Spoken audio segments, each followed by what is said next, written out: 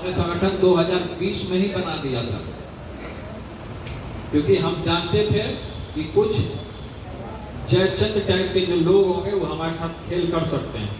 लालू यादव के बड़े बेटे तेज प्रताप यादव इन दोनों आरजेडी के खिलाफ जमकर मोर्चा खोले हुए हैं। इसकी बानगी कल एक मिलन समारोह के दौरान देखने को मिली। मिलन समारोह के दौरान उन्होंने कहा कि मैंने 2020 में ही अपने राष्ट्रीय जनता दल में रहते हुए अपनी नई पार्टी का रजिस्ट्रेशन कराया, जिसका नाम जनशक्ति जनता दल है। मुझे उस वक्त एहसास हो चुका था कि मेरे साथ कुछ गड़बड़ होने वाला है। उन्होंने अपने पुराने पार्टी राष्ट्रीय जनता दल के खिलाफ में खुले तौर पर मोर्चा खोल दिया है और साफ तौर पर जनता से अपील की है कि मैया बहन योजना के नाम पर जो हमारी पुरानी पार्टी फॉर्म भरवा रही है, जो गलत है, इसके खिलाफ में बिहार की जनता को आवाज बुलंद करना चाहिए। तेजस्वी यादव के नाम लिए बिना उन्होंने उस पर निशाना भी साधा। उन्होंने कहा कि बिहार की कुर्सी पर गरीबों का मसीहा बैठेगा, एक में चलने वाला नहीं है। उन्होंने कहा कि हमारे जनता दरबार में जो भी लोग आते हैं उनकी समस्या का समाधान फौरन होता है। वे बिल्कुल अपने पिता के अंदाज में बोल रहे थे। उन्होंने अपने मंत्री के कार्यकाल की भी चर्चा की और कहा उस वक्त एक महिला आई, उसकी शिकायत फुलवारी शरीफ थाने में एफआईआर दर्ज नहीं की जा रही थी। मैंने दल बल के साथ फुलवारी शरीफ थाने पहुंचकर थानेदार के पास मामला दर्ज करवाया। उन्होंने कहा कि आम लोगों की बात सुनने वाले को ही अपना नेता चुनिए। तेज प्रताप यादव की पार्टी जनशक्ति जनता दल का दायरा और समर्थन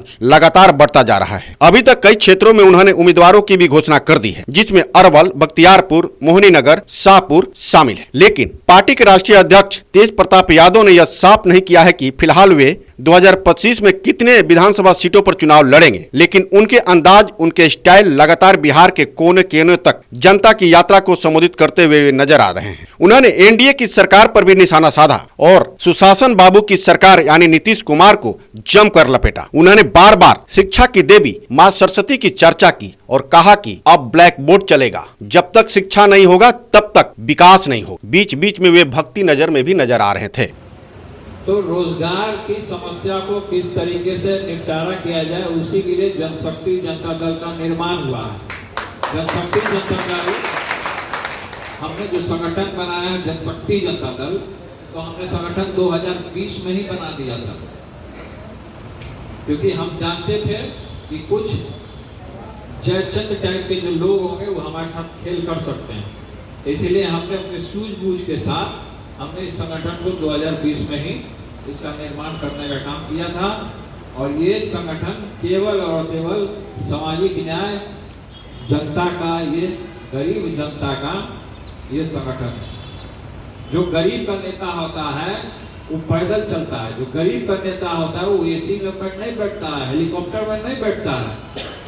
वो गरीब का नेता होता है, रूबरू होता है, गले मिलता है। कोई नेता नहीं है कि अपना पब्लिक से जाके गले मिल रहे। हम कहीं भी चले जाते हैं भीड़ में या पब्लिक को देखे तो हम गड़िए पर से कूद जाते हैं। पटना से कुलांचल लाइव के लिए मुकेश कुमार की रिपोर्ट।